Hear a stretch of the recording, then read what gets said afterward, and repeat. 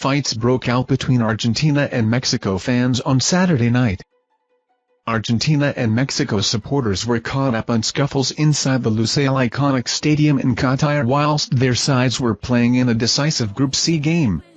The fans had already come to blows in the run-up to the match.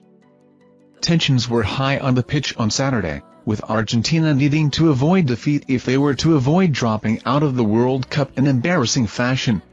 Mexico, too, needed to secure all 3 points to give themselves a fighting chance of progressing into the knockout stages following Poland's 2-0 win over Saudi Arabia earlier that day.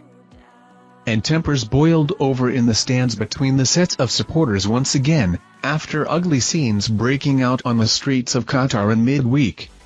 Images showed those seated near one another letting emotions get the better of them as they came to blows.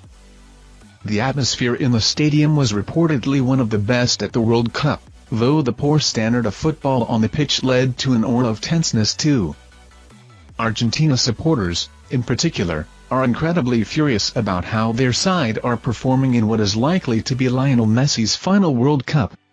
The South American side suffered one of the most shocking defeats in the history of the competition earlier this week when they were beaten 2-1 by Saudi Arabia, which gives them a fighting chance of making it out of the group.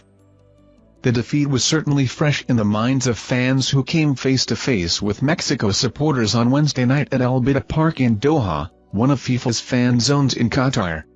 Chants of F. Messi were heard emerging from the Mexico camp, leading to fights breaking out and some minor injuries reportedly being sustained. The extent of the scraps in the stadium on Saturday are not yet known, though Qatari officials are certain to be keen to keep fans separate as they leave the ground in order to avoid further confrontation of a greater scale. Organizers had hoped that by restricting alcohol sales in stadiums at the World Cup then it would limit violent outbreaks between fans fueled by drink. It was initially ruled that alcohol would be allowed at the competition, leading to Budweiser being named as a lead sponsor, but officials dramatically produced a U-turn on that decision and instead limited its sales to fans away from stadiums. Thank you for watching our videos. Subscribe to our channel to get notifications when we post newest videos. Thank you and goodbye.